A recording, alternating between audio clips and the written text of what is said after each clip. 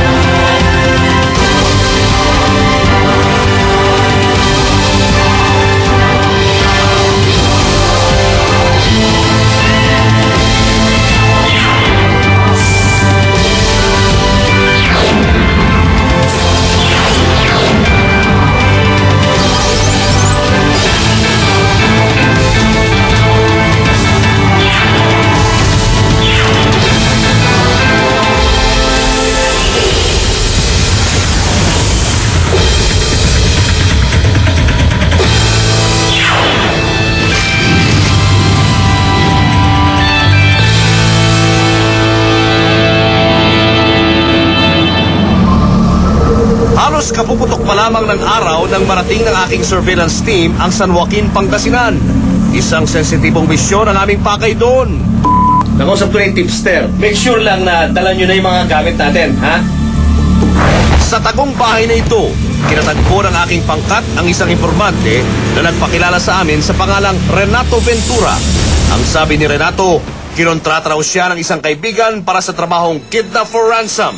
Siyempre pa'y inusisa namin sa informante kung sino itong tao na nag-utos sa kanya na mangidnap. Si Juliet Sinlao, kapatiran namin siya, isa rin siyang pastor sa Born Again. Tapos nakilala ko siya kasi pastora din yung ex-wife ko. November, December hanggang January, nagpalagpas. Plano namin. Noong una hindi pa raw sinabi sa kanya ng Juliet na kanyang tinutukoy ang tunay nitong plano. Katunayan, ang akala raw ng aming informante ay may mga pamangkin lang itong si Juliet na gustong magtanan kaya naisipan ng Ale na hiramin ang bahay ng kapatid na si Renato na nasa Pangasinan. Sabi niya, mag-boyfriend-girlfriend sila. Gusto niya, mag-in sila dito sa bahay ng kuya ko. Pero kalaunan ay nag-iba na raw ang tono ng kaibigan niyang si Juliet. Ngayon inuutusan na raw siya nito na dukutin ang mga teenager na pamangkin ng Ale na nakatira sa Baguio. Unang-una, yung lalaki. Tapos nagbago na naman siya ng clan, yung na kapatid. Sabi niya, kumuha ka ng sasakyan, siya na bahala sa taas, sa Baguio. O pagka napagkapasok na doon, siya na rin magpapatulog. Paiinumin daw kung ano man yung klaseng pampatulog. Dadalhin daw dito sa Pangasinan, dito sa bahay. Tapos makikipag-transact siya sa mga magulang ng mga bata na pinsan niyang buo. Doon na ako kinabahan. Unang-una, takot ako. Saka, siyempre, non-viable yan. Hindi ko gawain yung ganyan. Sa puntong yon ay tinanong namin kay Renato kung may mga nabanggit sa kanya ang umano'y kidnap for ransom mastermind na si Juliet na dahilan kung bakit nais niyang ipakidnap ang sariling mga pamangkin. Tira. Pangalawa, galit dun sa hipag niya, yung kay Ate Michelle. Tapos dun sa mga bata. Doon na raw siya lubhang na bahala. Unang ginawa ko, nagsumbong ako sa local media, saka kay Police Senior Inspector Bingo de Asis. So in-advisean nila ako hanggang sa nakapag-transact na lang ako na kunwari, sige, tuloy natin, ganon. Ano pa nga ba't sinakyan nga raw ni Renato ang plano ni Juliet tungkol sa pangingidnap? Katunayan, ipinakita sa amin nitong tipster ang ilang mga gamit. Isang kamera, packing tape, utility knife, at mga damit ng bata na iniwan raw ni Juliet sa kanya sakaling matuloy na raw ang planong pagdukot. Binigyan niya ako ng cellphone, pati load, nagbibigay. Sumalit na antala raw ang planong iyon ni Juliet dahil sa pagkakasakit ni Renato noong Enero. Pero ilang linggo pa lamang daw na nakaka-recover si Renato ay muli na umano siyang kinulit nitong si Juliet. Kung minsan tumatawag o kaya text ng text, Sinasagot ko naman, sige, okay lang ka ako. Pero nilalaro ko lang, hindi ko na makayanan na pinupusan niya ako na kailangan kunin na. Kaya tumawag ako sa XXX. Para patunayan sa amin na totoo ang kanyang sinusumbong, isinama ni Renato ang aking surveillance team nang muli siyang makipag-usap kay Juliet. Talagang alaga daw siya na yun. Pagdating sa bangketa malapit sa Wright Park sa Baguio City, isang babaeng nakamaskara ang aming nakita. Siya na pala si Juliet Sinlao na target ng aming surveillance operation. Noon din pinakilala sa kanya ng tipster ang dalawang XXX undercover agents na nagpanggap ng mga taong na-recruit ni Renato para sa gagawing kidnap for ransom operation. Kasi ito, siyang magiging driver ko. Sino mag-drive ko? Ito siya. Siyang mag-drive ko. Ako hindi ako masabang tao Papakita ko muna ko sa yung bahay. Tandaan mo to ito kasi yung lugar na pwede mo pitapin yung pamilya. Noy walang kaalam-alam itong si Juliet na XXX team na pala ang kanyang kasama sa pag-casing nito sa lugar na pagdudukutan sa kanyang mga pamangkin. Walang mananakit ha, please lang ha. Kunin lang. Oo. Para mangyayari ito kagulan. Dito medyo matao na. Pero pwede nyo kunin dyan kasi yung sa hindi matao. Siguro yung mga makukuha nyo siguro siya kung hindi nyo makuha ng hapon ng lunch. Parang mangyayari siya sa lubungin nyo siya. Hintayin niya abangan nyo. Pag hindi lunch, hapon na. Kasi umuwi siya ng 12. Oo, naglalakad lang siya. 16. Binata na. Oo, binata na. Habang nakatigil ang aming sasakyan ay ibinili na ni Juliet kay Renato kung paano hihingin ang ransom. Text mo na lang yung pinawag ko sa'yo na trip pag nakuha niyo na yung pamangkin ko. Kasi ganito yung magbibigay ako doon, kung nakuha niyo yung pamangkin ko, kahit nga sa gamit ko, pwede ko maglagay ng ng pera. Kasi usapan namin ni Ren, 5,000. Tapos may cellphone niyo, yung cellphone niya, ibenta niyo na lang. Sisiguro doon ko na umalis siya, nakasama niyo yung pera at yung Samsung. Sa puntong yon ay natako na ang usapan sa hatian ng ransom. Paano kung magkabigayan na? Ayun, nakasama na, 1M, sa 1M sa inyo. Diba pag nakuha na namin yan, sa amin ibibigay yung pera, paano ba? Kasi ang sabi ko kayo, yun ang pinag-usapan ko, mas safety kasi kung papaano mo pakakarito na sa bata. Mo na yung parang abutan eh. Halimbawa, lagay mo dito sa okay, may nag-aabang dyan. Ilagay niya yung pera dyan, ilagay niya sa isang lalagyan. Merong nag-aabang na kumuha na kayo ng mga bata, yung talagang nagkakariton. Kausapin niya, hindi ko naman kayo kilala, hindi kayo matuturo na eh. Matapos mag-iwan ang kanyang mga tagubilin, ay bumaba na mula sa aming sasakyan ang sinusumbong na mastermind. At nakakatawa na hindi man lamang nito hinuhubad ang kanyang maskara sa pagtalikod niya sa amin.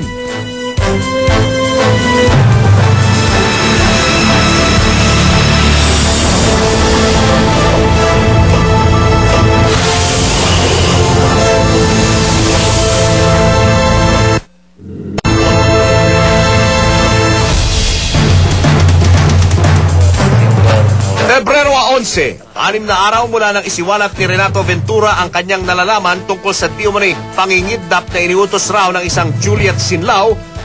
Muling kumontak sa amin itong mamang tipster. Pero namomonitor ko kayo dito sa tracking device natin. Make sure lang na 10 o'clock, kausap nyo na yung tipster natin para ma-arrange na yung meeting doon sa suspect. Gawan nyo ng paraan na matanggal yung maskara ng suspect para makuna natin ang video. Okay?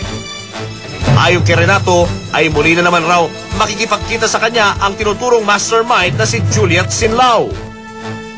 Pagdating sa Baguio, habang kasama ng aking grupo si Renato, ay tiyempo namang tumawag sa kanya si Juliet.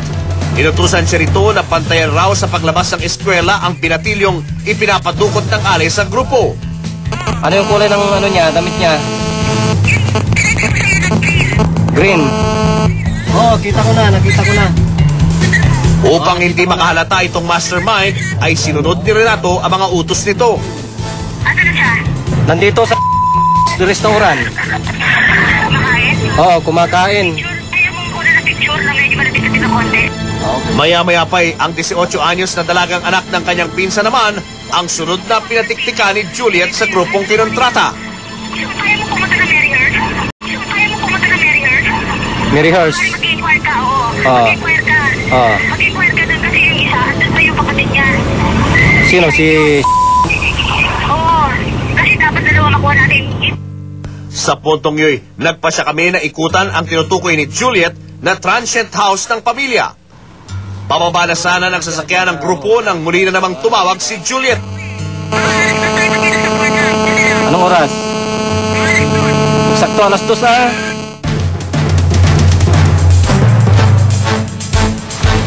Eksakto alas 2 ng hapon ay nakantabay na ang aking surveillance team sa Burnham Park na siyang meeting place sina Renato at Juliet. Pumuesto kami sa isang sulok ng parke para do'y may dokumento namin ang magiging usapan ng dalawa. Di nagtagal, dumating na rin si Juliet na sa pagkakataong yo'y wala nang suot na maskara. Pakatutukang mabuti ang usapan ng dalawa. Basta yun ah. Text mo ako, ay text mo, pag nakamali mag-ano ka, mag-ganyan ka, magsalamin ka. Sige, salamin, walang problema yun. Okay, dapat hindi kayo masyadong mamukhaan. Tapos ganito yung kay teka nag-ano ko eh, yung kay dapat makuha nyo, Brad. Kasi mas maganda timingan yung wala sila. Para walang problema. Sila, ano, Aanga yung mga katulong doon. yung ano sa bata, madali nang ano, kasi nakita ko na yung ano, maliit lang siya. Isang tao lang pwede na. Dalawain mo, alam mo kung bakit? Naninigurado ko kasi pangalawa ito, madaldal yan, maraming alam sa akin. Totoo yan, na pag kinuha mo yan, mabilis ang pera dyan. Kailangan dalawahin yung maaari effective kasi gusto ko pangalaki rin yung kuha ko sa kanila. Sa puntong yo'y muli na namang inusisa ni Renato ang tungkol sa hatian sa ransom. Magkano kung sakasakaling silang Basta dalawa. bahala na pag-usapan na lang natin.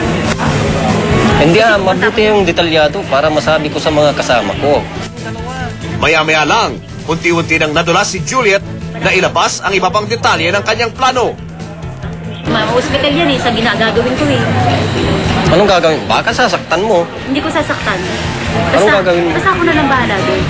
Sasaktan ko naman pag nandun ako eh. Pag nakarating na ako doon eh. Ay pag nandun na sa bahay, Oo. sasaktan mo. Hindi ko sasaktan. Physically. Basta may gagawin lang ako na hospital sila. Paring iba dyan ang paan. Basta may gagalawin ako sa physical. Baka ano, baka madisgrasya sila pagka ginalaw mo. Kilala ko yun. Alam ko, kilala ko pa sarili ko. Hindi pa ako nawawala sa sarili ko. Kasi dapat may mangyari sa kanila kung bakit. Patatawagin ko sila sa telepono. Mapa, ganito ang ginagawa sa akin. Kapag narinig na nila yun na gano'n ang mangyari sa kanila, sigurado magbibigay yun. Hindi mo pwedeng isaktan yan. Pero please lang, huwag kayo mananakit. Ako may karapatang manakit. Sa kalagitnaan ng usapan, inusisa ni Renato kay Juliet kung bakit nito naisipang magsuot ng maskara nung huli itong nakipag-usap sa kanya. Problema sa mga kasama mo, baka dumating ang time, kaya nagtalakbong ako, baka may time bumaliktad siya na, paano na, gusto niyo po bang malaman kung sino nagpakidnap? O basta bigyan niyo lang ako ng ano, halimbawa nag-ipit, 100,000 lang katumbas niya. O, paano kung binigyan nga sila ng pera ng pinsan ko, para mailalong na ko sila master, paano kung ikanta ako? Sa bandang huli ay tinakda na ni Juliet kung kailan nila gagawin ang pagkidnap sa dalawa niyang pamangkin. Kailan mo balak na ano, kunin? Akala ko kasi nakaplano na kayo ng Miyerkules eh. Plano na, sa Miyerkules. Gawin natin gusto mo, kung hindi Miyerkules, paratingin yun. Bago matapos ang usapan, may pahabol pang pilin si Juliet tungkol sa asawa ng pinsan nitong negosyante. Gusto ko tirahin niyo yung sa atin yung sarapan ng lugar. Titirahin, babae yun. Pero may gumawa ka rin lang ng kasalanan, minsanan, tapos magsisi ka na lang. Ano mo kung bakit Malit. pinapaano? Kaya sa ako ang mapatay. Siya na. Mapalit ang buhay ko. Matapos ang usapang iyon sa Burnham Park, agad kaming tumungo sa punong tanggapan ng Baguio City Police para ipapanood na ang naturang video na aming naidokumento. Na mga oras na iyo'y minabuti na rin ng mga otoridad na imbitahan sa presinto ang pinsan ng tinutulong kidnap for ransom mastermind. Siya ang ama ng mga batang nais ipakidnap ni Juliet. Para sa seguridad ng pamilyang ito, ikinubli po namin ang Ginoo sa pangalang Joey. Halatang nagulat naman ang mama sa balitang dumating sa kanya. Binigay yung situation. So, inintay ko sila dito kanina mga 3 o'clock hanggang dumating na itong mga gadgets pinapakinggan ko nga kanina. Nandito yung mga plano, anong gagawin, anong magkanong kukunin. Base sa plano upang maiwasan ang gulo at tromang maaring idulot ng gagawing kidnapping, ay napagkasunduang dadamputin agad ang suspect sa sandaling maaktuhan ang pag-abot nito kay Renato ng paunang pondo para sa trabahong iyon. Magdimang ka naman. Initial mo. Kinabukasan ay nagtagpo na ang grupo ng mga otoridad, XXX at pamilya ng mga biktima para sa nakatakdang pagkikita ni Renato at Juliet sa Wright Park. Matapos ito ay tumulak na ang tropa patungo ng Wright Park. Saan na kayo? Anong balita sa entrapment? Sir, pumayag na yung pamilya. Tuloy na yung entrapment operation. Pagdating sa lugar, natatnan doon ni Renato ang nag-iintay ng si Juliet. At tulad nga ng napagkasunduan, humingi na ng panggastos si Renato mula sa kanilang mastermind. Ano bang pagkakastusan nyo? Di ba kukunin nyo lang pagkatapos kanya-kanya muna tayo? Ano ba kukunin yung bata? Eh basta kami na bahala doon. Tignan mo, pagkatapos sabihin mo, assurance. Inaano ko kayo? Hindi, siyempre, ikaw nag-uutos sa amin. Oo nga. Bigyan mo ko ng 100, yung 2,000. Wala akong kapera-pera. Napupunta na nga sa inyo lahat ng naano ko. Napupunta sa bibigay ko sa iyo eh. Malalaking ano ko to eh. Hindi ganun pera, inutang ko pa nga ito eh. O, tingnan mo, bagong-bagong inutang ko. Ay mo 100, wala akong pamasahe, wala akong kapera-pera. Sana sabihin mo naman doon sa mga ano mo. Kaya nga gumagawa na para magkapera. Hindi ako big time mo. Maya-maya pa inabot na ni Juliet kay Renato ang pera. Dito na sumalakay ang mga pulis. Habang nangyayari ang hulihan, ay halatang natulala itong si Juliet. Ina-arrestar ka namin sa salang attempted kidnapping. Ano pong At ikaw ang may karapatang manahimik o magsawalang kibo at kumuha ng isang tagapagtanggol. Pero nang ipasok na ito sa sasakyan papunta ng presinto, ay saka ito nagwala. Pilit niyang itinatanggi ang mga akusasyon laban sa kanya. Pwede ba? Punta nyo kanina. Ba't ho kayo nagpunta kanina dyan? Sino yung pinagpo nyo? Sir eh! Para saan? Ano yung usapan nyo po? Meron kaming parang pinag-ano na parang gagawin namin. Ano po yung gagawin nyo? Kasi meron kaming pinaplano. Na? Pero hindi yung sinasabi nyo na ano yun. Ano, pinapabili po ba kayo? Meron ako sanang lupa na inaano sa kanya. Yun ho yung pinag-uusapan nyo all the while. Oo. Nung nasa presinto na kami, nagsimula ng magdatingan ang mga pinsan at magulang ng mga batang pinagplanuhang ipakidnap ni Juliet.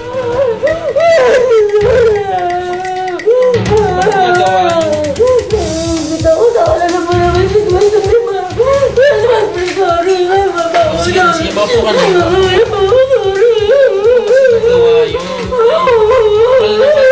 Gawin mo yun. Sige, pagkasalan mo na, ha? Ayon sa ina ng mga bata, di raw nila akalaing magagawa ito sa kanila ni Juliet. Ano siya, first cousin ng husband ko na naulila na sa ina. Como kapatid ng asawa ko siya. Kaya inisip ko na lang na para nakiusap yung auntie namin na kupkupin para may matuluyan.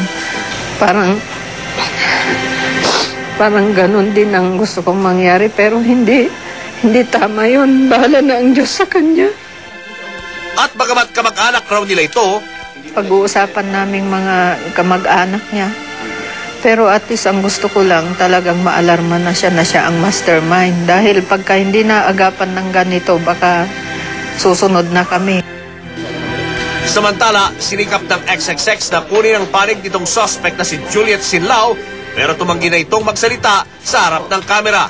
Okay, para malinaw na. Kasalanan ko na po. Nagsisisi po ako. Gusto kong harapin yung pamilya ko na lang. Sila na lang po, please. Ikinatuwa naman ng hepe ng Baguio City Police na si Police Superintendent Moises Guevara ang kinalabasan ng operasyon kontra kidnapping noong araw na yun. We just received the Best City Police Office of the Year nationwide, tapos meron tayong kidnapping. Nako, yan ang hindi natin kayang tanggapin niya. At para nga raw di na pamarisa ng iba, this kind of criminal act. So with that, makakasuhan sila natin ng attempted kidnapping. bagamat nakapagpiyansa agad ang suspect na si Juliet Sinlao, umani pa rin ang papuri ang impormanting si Renato sa kanyang lakas ng loob na isiwalat at pigilin ang masamang balak ng kaibigang si Juliet. Malaking pasasalamat ko. Hindi ko alam kung paano ko siya gantihan. Dahil habang maaga, kumanta na siya. At saka hindi niya grinab yung opportunity na dahil lang sa pera, madidemonyo siya. Tuwang-tuwa ko, at saka nakatulog na ako. Mula kagabi, talagang diretso na tulog ko. Talagang wala na yung agam-agam. Wala na yung iniisip kong mali. Talagang totally malinis na konsensya ko. Sex kapalit ng isang supot ng isda? Ito raw ang kalakalan nitong tinaguriang mga babaeng basa. Tutuka raw ang mama sa mga menor de edad na babae sa kanilang lugar na kung tawagin ay babaeng basa. Bakit po kayo nagsumbong sa XXX? Ma'am, kasi concerned kami kasi dun sa mga bata na mga menor de edad. Nakikita namin na baka yung panghihingi nila ng isda ay yung puri nila yung maging kapalit. Pero matagal na ba itong nangyayari dito? Ma'am, ito po ay napakatagal na. Dahil halos lahat ng mga bulungan ng isda ay meron ito. Anong ginagawa po ng mga menor de edad? Minsan nakikita namin na sumasampas sila sa dagat, sa lumalangoy, tapos umaan doon sa bangka, nangihingi ng isda. Minsan nahihibuan sila doon sa mga masaselang bahagi. Minsan nagbebenta pa ng kanilang puri. Para raw lubusan naming maintindihan ang kalagayan nitong mga inaalala niyang menor de edad, ay ipinakilala sa akin ni Mang Ruping ang isang babaeng basa na tatawagin na lamang natin sa pangalang Joy. Una, ang buhay talaga namin, yun ganun lang akit. Kami ng bangka, kumbaga sa manghihingi na isda, ganun. Tapos may mga partial kung tawagin yung mga balato sa amin. Yun, ganun. So noon, umaakyat lang kayo ng baka para manghingi ng isda? Oo, ganun. Oo. Tapos, kailan na nagbago? Ito lang pong magkakakilala na kami ng talagang matagal. Matagal na ho. So, imbis na paghingi lang ng isda, humingi na sila ng sex kapalit? Oo, yun ay may karagdagang bayad na po talaga sa amin. 16 anyos pa lamang raw siya noon nang maging isang babaeng basa si Joy. Hanggang sa mabuntis siyang hindi alam kung sino ang ama ng bata. Paano ka nagkaroon ng anak na ito? Bali sa madaling araw, pumutakas ako sa mother ko. Nanay ko na, racket ako sa bangka. Hindi niya na alam. Nung una po, mabait ko sila sa amin, nakikibagay. Hanggang sa dumating na nga yung punto ng pagganto ko. Bakit ka umaakit sa bangka noon? Dala po ng kahirapan. At anong ginagawa mo sa taas ng bangka? Minsan ay nakikipagkwentuhan, minsan inuman, ganun. Kasi dumating nga po ng punto na magkaanuhan kami ng katawan, ganun. Kinabukasan, 3:00 pa lamang ng madaling araw, ay pinaposte ko na kaagad ang aking grupo sa lugar na yon ng Barangay Mapino. Sa puntong yo'y kumalat na ang XXX team sa lugar. Ang iba'y pumwesto gamit ang isang nakaparadang bangka. Habang isang XXX undercover agent naman ang naglalakad-lakad lamang sa pampang gamit ang aming spy camera. Unang nahagip ng aming kamera ang ilang kadadaong pa lamang na mangingisda sa pampang. Nahalatang abala sa paghahanda ng ibebentang mga isda.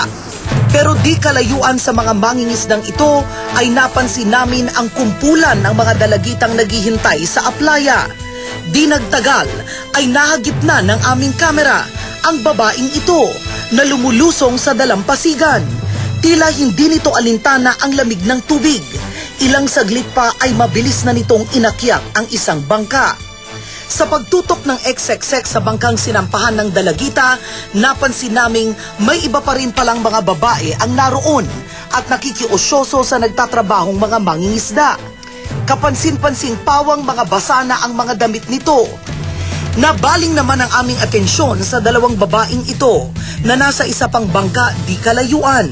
Dahil ilang sandali pa lamang kaming tumututok sa kanila, ay lumayo na ang mga ito kasama ang isa sa mga mangingisda roon. Gayunman, di pa rin namin nilubayan ng tingin ang bangkang yon. Maya-maya pa, eto na't muling lumitaw itong dalawang babae at ang mangingisdang kanilang kasama. At pagkakataong ito'y bit-bit na nitong mga babae ang isang supot ng isda. Maya-maya pa'y napansin na namin pumupwesto na pababa ng bangka ang dalawa. Pero bago pa man makababa ang mga ito, ay tumayo ang isang lalaki at saka tila sinansingan pa ang babae. Habang tila nagselos naman ang isa sa kasama nitong babae at kunway pabirong hinampas nito ang lalaki.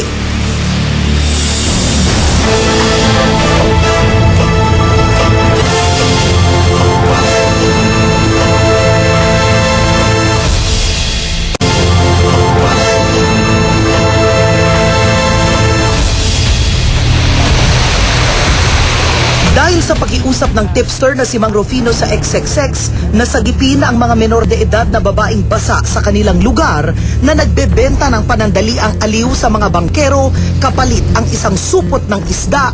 Ang videong na idokumento namin sa baybaying dagat ng Barangay Mapino, Naik, Cavite. Ang siya naming ipinapanood kay Governor Ayong Maliksi nang kami ay humingi ng ayuda sa kanilang tanggapan. Dooy agad namang inatasan ng gobernador ang kinatawan ng Provincial Social Welfare Office, Provincial Health at Provincial Police Office para sa gagawing rescue operation sa mga babaeng basa. Araw ng Huwebes, pasado alas 3 pa lamang ng madaling araw, ay tumulak na ang buong puwersa ng rescue team patungo sa baybay dagat ng Barangay Mapino sa Naik, Cavite. Pagdating sa target area ay saglit muna kaming nagmanman doon.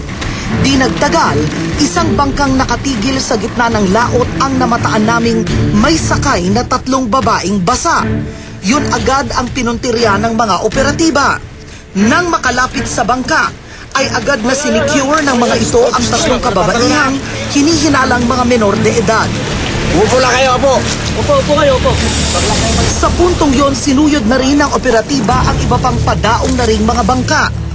Dito na natagpuan na ang ilan pa sa mga babaeng nagsipagtagupa sa likuran ng bahagi ng bangkang yon. Habang ang isa namang ito ay nagtangkapang tumalon sa dagat at tila tatakas. Nang lumapit ito sa amin ay di pa rin ito binitiwan ang supot ng isdang hawak. Sa puntong yo'y maging ang mga bangingisdang lulan ng mga bangkang sinampahan ng mga babaeng basa ay inaresto rin.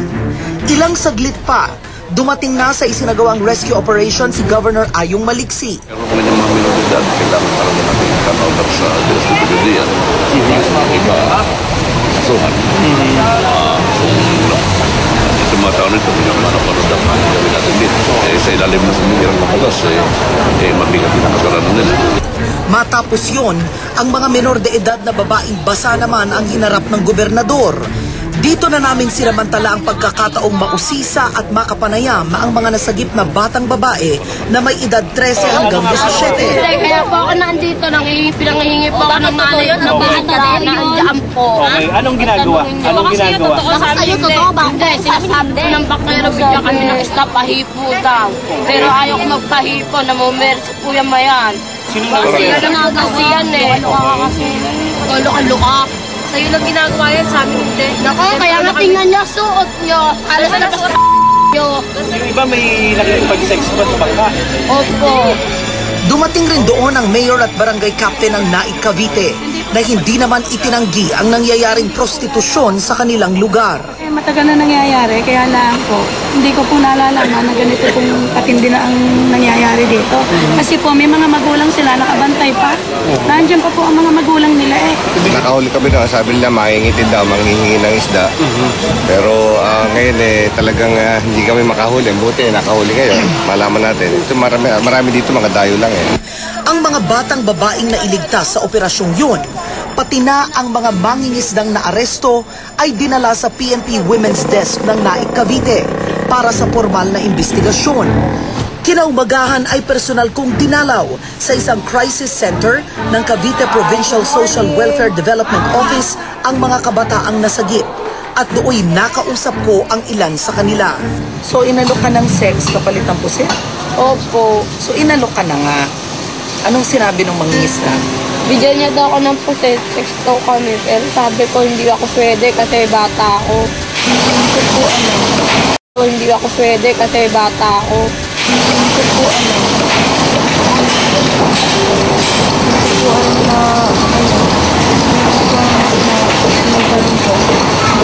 Hindi ko na po ginagawa yun. Pero nang mga panahon ding yo'y nagawa ko ring makapanayam ang isa sa mga magulang ng mga sinagip na babaeng basa.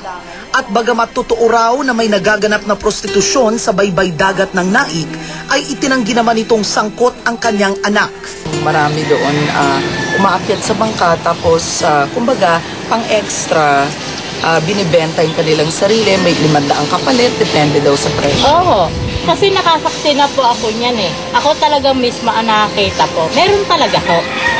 Ako mismo nakakita po. Dahil ako nung sumampa ko sa bangka pong madilim na yun, nakita ko po ang akto. Anong nangyayari? Anong Ano po, ginagawa? inaasawa po nila, tapos binibigyan po ng isda. Samantala, dahil dito'y nakahanda naman ang Provincial Social Welfare Office ng Cavite na alalayan ang mga menor de edad na babae at pamilya nito para hindi na bumalik sa dating gawain. Hindi ito tama para sa kanila sa Pero murang edad ganun nila. kahirap sila. Maaari po na ganun kahirap.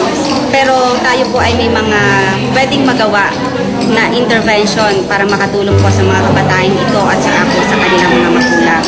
Sa katunayan po, tayo po ay may mga programa na balik eskwela. Sa mga magulang ay meron din po tayong mga ibinibigay ng mga libreng iba't ibang skills training at livelihood assistance para magkaroon po sila ng sariling hanap buhay.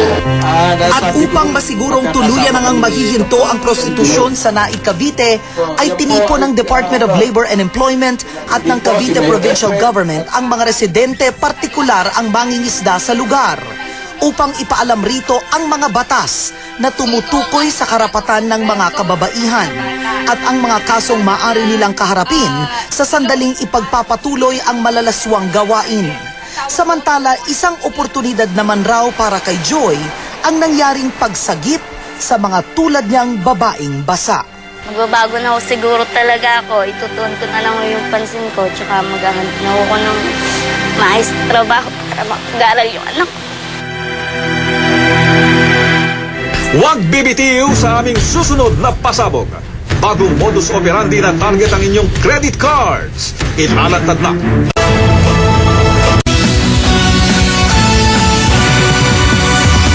Babala sa mga nag-a-apply ng credit cards. Baka hindi nyo pa man ito nagagamit, ay sagad na ang credit limit nito at baon na pala kayo sa utang. Nadiskubre kasi ng grupo ni kasamang Henry Omaga Diaz na sa post office pa lang, hinaharang na ng sindikato ang mga credit cards na ito, kasabwat ang ilang kartero.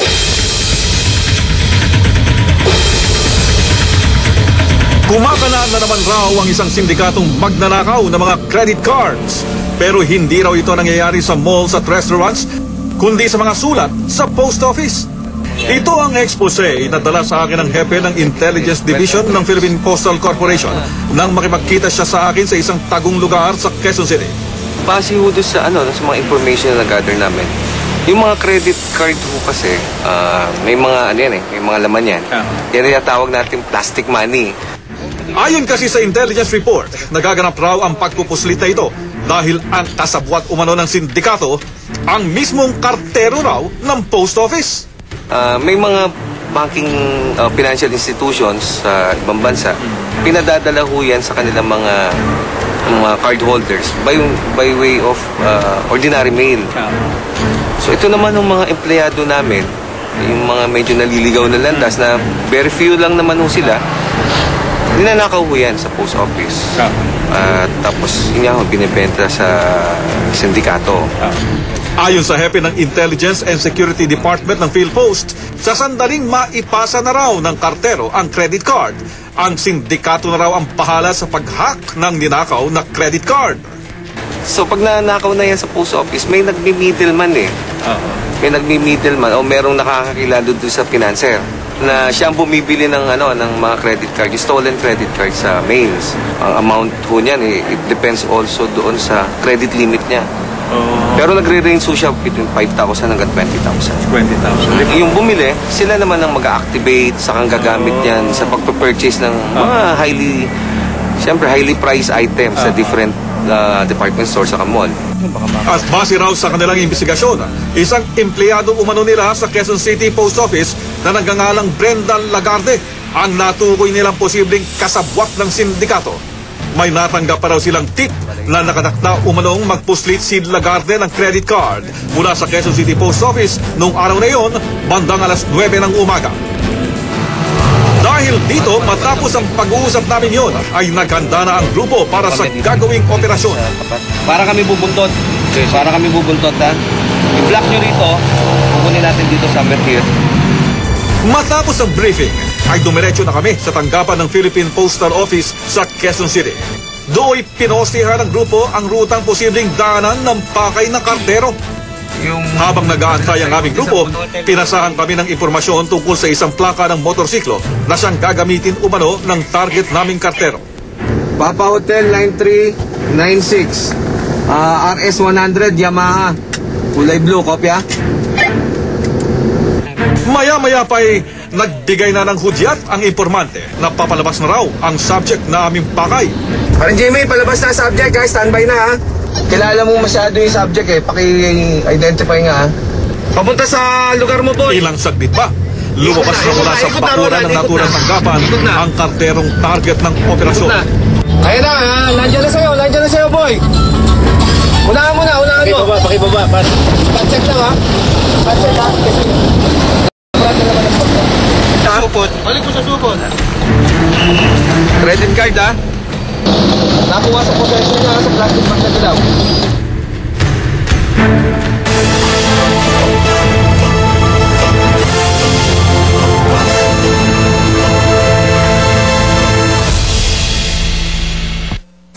Sabi ni Mom, look your best. Hindi mo alam who you'll run into. Kaya, I use Palmolive. Wala ka pa.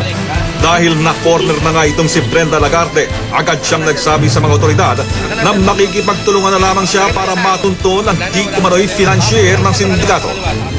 Sino ang financier nito? Eh sir, hindi ko po alam ang buong pangalan, basta tinatawag lang po na Mami. Mami? Sa babae? Opo. So paano ang operasyon nito? Eh, nagunguha po sila ng gamit yan, binibili nila sa post office. Hindi na nakakarating sa intended na mga gagamit? Hindi siguro sir. Pagtatapat nitong si Brenda, ang tinutukoy raw niyang mami ang siya umanong bumibili ng pinupuslit niyang mga credit card. 5,000 piso raw ang nakukuha niya sa bawat credit card na kanyang naipapasa. Paano kinukuha yung credit card? Eh, sa mga kartero po sir. Pag may dumadating na credit card na pinapadaan sa post office, so doon kinukuha yung credit card. Opo. At dahil handa nga raw na makipagtulungan itong si Brenda para maituro ang kinaroroonan nitong alias Mami na financier daw ng sindikato, nooy muling bumuo ang intelligence group ng PhilPost para sa isasagawang follow-up operation. Maya-maya pa itinawagan na nitong si Brenda ang alias Mami na tinutukoy niya sa amin. Hindi ko alam eh. Punta na lang ako dyan. Napagkasunduan ng dalawa na doon magkita sa isang establishmento sa Quezon Avenue, Quezon City. Para na rin makuha ni alias Mami ang pambentang credit card galing kay Brenda. Mag-alas 3 ng hapon nang tumulak ang grupo patungo sa napagkasunduang lugar. Pagdating sa target area, agad na pumunta sa ilalim ng overpass itong si Brenda para mag-antay sa taong target ng follow-up operation. Mahigit ilang oras kaming naghintay sa pagdating ng aming subject. Isa kaya nila? Pero walang alias Mami na lumutang sa lugar. At nang subukan siyang tawagan ni Brenda ay hindi na ito makontak. Hinala ng pulisya, posible raw na nakatunog na ang tinutukoy na financier, kaya't nagpasya na lamang ang aming grupo na lisanin ang lugar. Sa tanggapan na ng Philippine Postal Corporation sa Maynila, kami nagkaroon ng pagkakataon na muling makapanayam ang nahuling suspect na si Brenda. Do'y inamin ito sa amin na hindi ito ang unang pagkakataon na nagpuslit siya ng credit card.